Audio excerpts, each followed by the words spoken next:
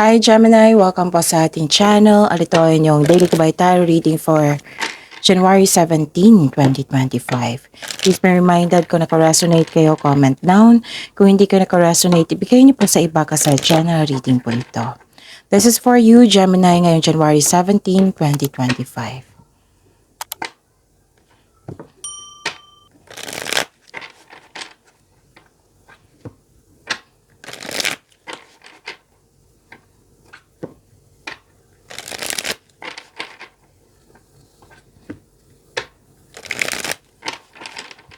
Para po ito sa inyo, Gemini, ngayong January 17, 2025. Maraming salamat po sa inyong patuloy na suporta at maraming salamat din po sa mga hindi nag-skip ng ads.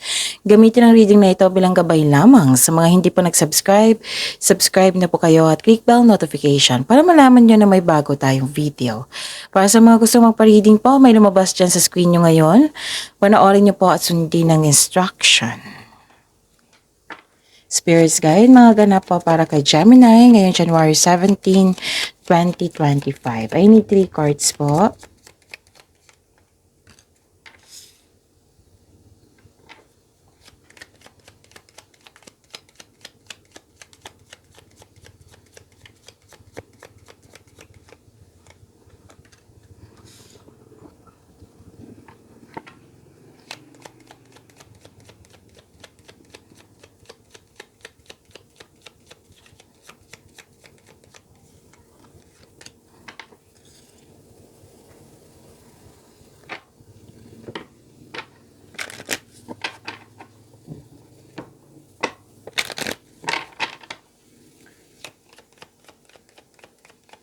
Spirits Guide, message po para kay Gemini ngayong January 17, 2025.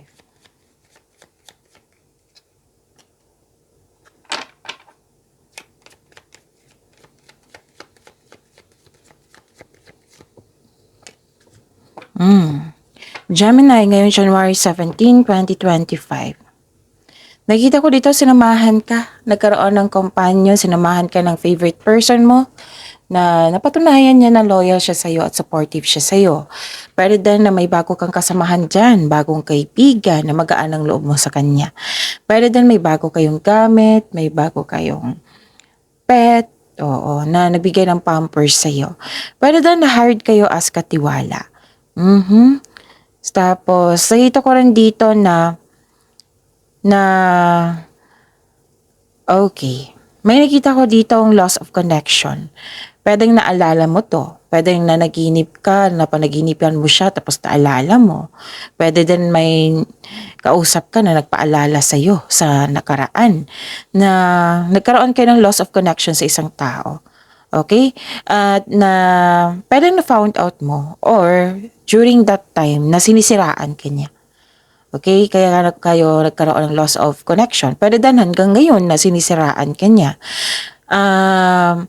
Nakita ko rin dito na mag-ingatan po kasi may nakita ko loss of things dito. Pwedeng, for example, ID na misplace. So, pwedeng ganun. Pwede din isang opportunity. Pwede din na, like for example, pera. Pwedeng nawalag, nagasta, kinuha, nakaw, o na misplace. O, pwedeng ganun. Pero na-damage. Okay? Tapos nakita ko dito na yes, nagkaroon ng hardship, pero tinulungan mo yung sarili mo para mag-let go, para magkaroon ng transformation. Okay? Tapos may concern ka dito sa isang tao na mahirap kausap. Mahirap kausap or sobrang stricto. Okay? And ang importante, nagkaroon ng transformation. Okay? Pwede din may end of contract or closure. Okay? Tapos, tinulungan mo yung sarili mo, nagkaroon ng transformation. Nag-let go ka, nagkaroon ng transformation. This is ending with new beginning. Okay? So, yun. Dalawang card na nagsabi dito na new beginning. A new start is coming po. So, be ready. Okay? Kung hindi ako nagkakamali na may lumabas na new beginning sa inyong second half of the month na reading, uploaded ng kahapon, kung napanood nyo. Oo, na pina-ready kayo na itong pagbabago na ito i-embrace nyo at bigyan ng action. So, andito pa rin. It's time to take action. Itong pagbabago na ito, bigyan nyo po ng action. Embrace nyo, tapos bigyan ng action. Okay? Spirits Guide, ano po yung energy ni Gemini ngayon, January 17, 2025?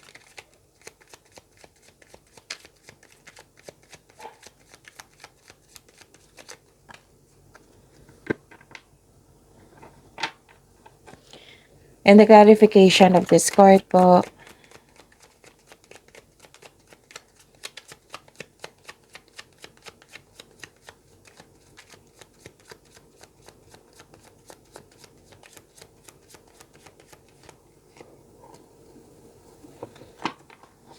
Okay, kung may narinig kayo or may nakita kayong repeating message, Gemini, meaning to say, pinupush ng cards nyo yan kasi ang ilan sa inyo hindi pa binigyan ng atensyon na kung maaari din po, bigyan nyo po na solusyon at aksyon.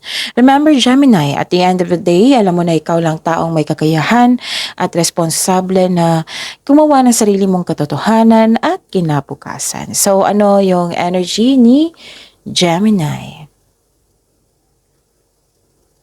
Nakita ko dito na may celebration, may tagumpay. Pero parang hindi mo siya ma-celebrate. It might be busy ka, it might be wala ka sa mood. Ang sabi po ng card nyo dito, this card asks you na to find joy that exists right now. Kasi deserve mo. Sabi ng card dito, you deserve to celebrate your success. Kasi success to achievement, celebration, special event. So celebrate yourself in some small way to increase the flow of positive opportunities into your life. Kung mag-celebrate kayo kasi blessing to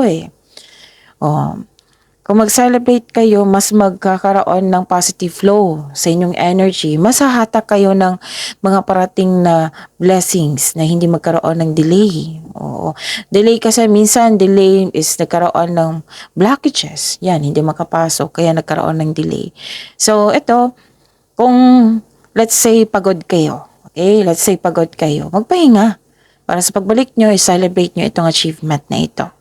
Okay? So, yun. Ano pa? New beginning pa rin to Tatlong card na po nagsabi dito na new beginning. Unconditional love, new feelings, new friendship, andito. So, nag-clarify siya sa card nyo dito sa Oracle at sa Tarot card nyo. Pwede din may bago kayo kaibigan Pwede din may bago kayong crush. Pwede din may bagong hilig. Ganon. Pwedeng may bagong kaibigan or nagbigay kayo ng panahon sa inyo sarili.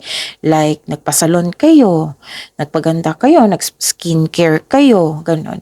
Basta na nakita ko dito yung beauty din. Okay? Pleasure, self-love. Oo. Naka-receive kayo ng unconditional love. Okay? You love yourself more. Kasi ang sabi din card nyo dito, this card tells you na the divine is offering you a new love. Yes, may parating na bagong pag-ibig po, which can arrive in many forms, such as self-love, new relationship, or a new connection sa isang tao na magbibigay sa iyo ng love, peace of mind, and happiness. So, claim nyo yan, Gemini, kasi deserve nyo po yan. So, this card asks you to be open sa pag-receive ng gift na ito. Kasi ito ay nakatadhana po sa inyo.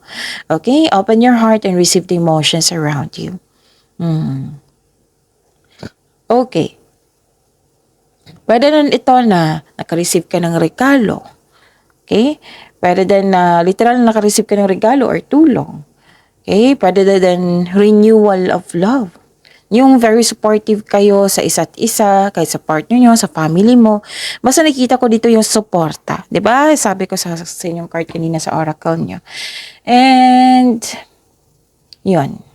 Masaya kayo ngayon. Masaya kayo. You have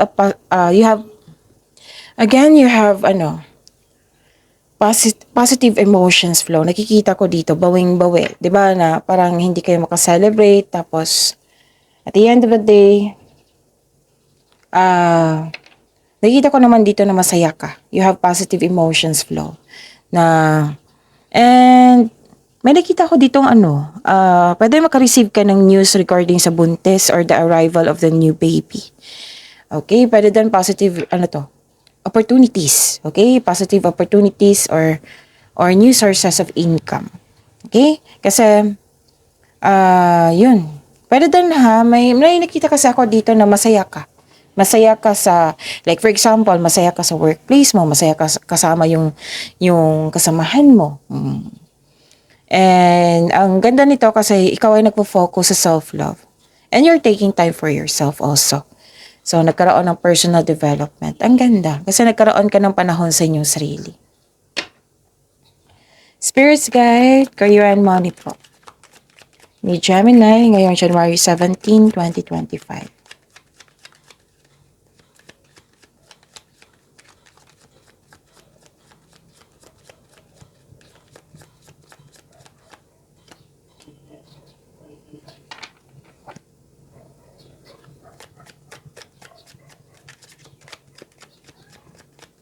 The clarification of this card po para kay Gemini.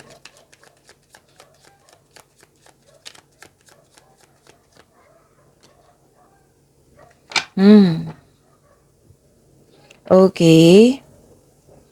Nakita ko dito na nagkaroon po ng, nako, mag-ingat kayo ha kasi may deception ako nakikita dito, panlilin lang. Okay? Pwede rin strategy. Gumagawa kayo ng strat plan. Oo. Pwede din walang deception, kundi strat plan. Strategy. Kasi career and money to eh. Bumuo po daw kayo ng diskarte upang makuha ang gusto mo. Or umalis sa isang place na bago maging toxic yung place. Ganon. Mag-ingat kayo ha. Mag-ingat kayo sa ibang tao at bagay. Huwag mong ibunyag lahat yung plano mo. At maging mapagmasid. Kasi may taong hindi totoo sa inyo. Tinatago niya ang totoong sarili niya. Ganun. Plastic siya. May taong hindi maganda ang treatment sa iyo. Okay, so plastic siya. So hindi siya totoo. So it might be, okay, nagkukunwari ito na mabait sa iyo. Okay? So mag-ingat kayo sa kanya. Pwede din na may yung concern nyo kanina, okay, na may hindi nagbigay ng halaga. May hindi nagbigay ng halaga, basta may nagsinungaling, may masamang intention, kumbaga. Okay, kapalilin lang kasi. Nagsinungaling, may tao na hindi tapat sa iyo. Mag-ingat kayo sa kanya ha, kasi itong paninin lang na ito, mahilig siya magmanipula eh. Pwede din, ninanakaw niyang ideas mo or trip niya lang. So, put boundaries. Huwag na kayo magalit sa kanya. Put boundaries na lang kayo at limit yourself. Kasi kung magalit kayo, di ba, pansin nyo, mauubusan kayo ng energy niyan. Much better mauubusan kayo ng energy sa makontrol nyo yung magkaroon ng magandang resulta. Yung makabuti sa'yo. Ganon. So, okay, pasensya na po kung nabulol ako. And, yun. Focus kayo sa makontrol nyo. Huwag kayo mag-focus sa mga hindi totoo sa iyo. Kasi choice niya yan na maging hindi totoo sa kanya sarili at hindi maging totoo sa iyo. Diba? Hindi mo naman kasalanan niya. Kung concerned ka sa kanya, i-pray nyo po. I-pray nyo siya kay God. Isuko mo siya kay God. Si God na bahala sa kanya. Basta kayo po, maging handa kasi may pagbabago at kasi kailangan pa ng action. Diyan na lang kayo mag-focus sa sinabi ng universe sa inyo na be ready, embrace the new situation and give some action. Okay? So, bumuo kayo ng diskarte ha kasi action din ito, action din dito. Bumuo ng diskarte upang makuha ang gusto mo. Okay? Or kung naging toxic na, palagay mo toxic na, pwede ka nang umiwas. Kung hindi kailangan na umalis, pwedeng umiwas ka na, limit yourself. Okay? And, nakikita ko rin dito na nagkaroon po ng, wow, granted yung manifestation mo. So, this is another card na nagsabi na new beginning. So, 4 na card na nagsabi na new beginning ha. So, give attention sa pagbabago na ito. Pwedeng may marireceive kayong good news regarding sa napapasukan. Like, for example, natanggap yung loan application mo, natanggap kayo sa scholarship, trabaho, basta natanggap. May nakita kong natanggap. Ganon. Pero then, kakasimula mo lang sa trabaho. Oo. Or kakasimula mo lang sa negosyo.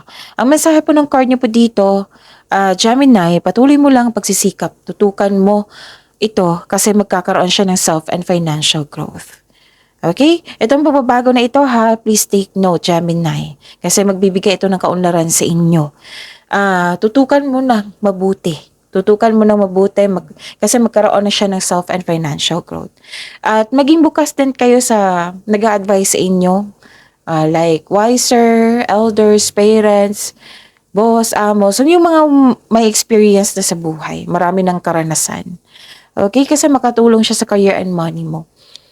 Like, mahilig siya magbigay ng wisdom message. Yan, nakaka-inspire yan. Motivate ka niyan. Oo, at least may awareness na eh. May awareness na nang dahil sa alam niya kung ano yung dapat gawin, ganun. At least aware ka. And yes, may masaganang panimula sa workplace or sa negosyo. Mag-ingat kayo sa paggawa ng plano para magtagumpay ito. Okay? Yan ang sabi ng card. At saka, may hobby or skills na sa mga nagbabalak ng negosyo dyan. May sabi ka na sa card dito na may hobby or skills kayo na makatulong sa iyo na magkaroon kayo ng dagdag income. Pag-isipan nyo yan. So, tutok kayo. This is good. Very good kayo ha. Kasi you're very focused in yung trabaho. You're putting effort without rushing. Yan. Yan ang gusto ko. Walang rush. Oo. You're putting effort without rushing. So, yun. Ang ganda. Ang ganda po ng cards nyo. Spirit Sky, Love Life, Self-Love, Partnership, and your message, Gemini. Ngayon, January 17, 2025.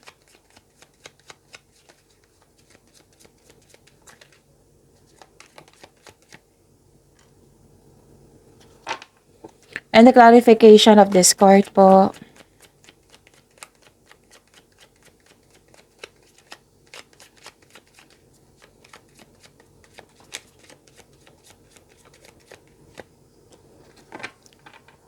Maraming salamat po sa patuloy na tiwala at suporta sa ating channel. At maraming salamat din po sa mga hindi nag-skip ng ads. Okay, nanindigan kasi yung, okay. What I meant is, may away ako nakikita dito kaya mag-ingat. Argument, away, ganun. Or tampuhan. Better than naalala mo to. Oo, kasi may naalala ka din dito. Pwede naalala na to na nangyari na. Basta may nakita kong away. Okay? Na pwedeng nangyari na, mangyayari pa lang, or nangyari na, naalala mo. Na yung dahilan sa nag-away kayo, kinwento mo, pwedeng ganun. May sitwasyon din na hindi kaya, laban pa rin. Nagkaroon ng delay at blockages. Nagkaroon ng, maaring yung delay ha, nagkaroon ng delay kasi may tutok sa inyong desisyon. Ideas ba yan or plano? Yung against sa inyong desisyon. Yan. So, meron kang naramdaman na you felt defeated kasi yun nga, may tutol. Pwede din na delay, na-disappoint ka kasi may delay. So, ang sabi ng kailangan mo ng kausap dito, Gemini. So, make a journal para it will lead you na maging mahinahon at masuri ang sitwasyon. Okay? At saka nagkaroon po ng you're walking away, nagkaroon ng moving on. Pwede nga naalala nyo to eh. Yung away na nakaraan, may tutusin yung desisyon. Pwede ha. Kasi you're walking away, you're moving on na. You're walking away from a relationship or hindi lang to sa sa partner ha, pwede sa kaibigan. Basta you're walking away from a relationship that no longer serves you. Nag-decide ka. Pwedeng noon, nag-decide ka na naalala mo ngayon, pwede ngayon din. Kasi nagkaroon ng disconnection sa isang tao. It might be, Basta may naalala ka. Like for example lang po ito, na naginip ka. Naalala mo, pati sa panaginip mo, nag-away pa rin kayo na na tapos pagising mo, kinuwento mo, sabi mo na, tama nga yung nag-cut off kami ng connection kasi nakakasama na yung connection. Nagkaroon ng unhealthy. Pwedeng ganun ha. Pwedeng mangyayari din gayon or naalala nyo sa nakaraan. Okay? Pag-imanin nyo po yung blessings na binigay sa inyo. So, pay attention sa new beginning ha. See you tomorrow, Gemini. Please like, subscribe, and click the button for notification para updated po kayo sa daily tarot reading natin. Maraming salamat po.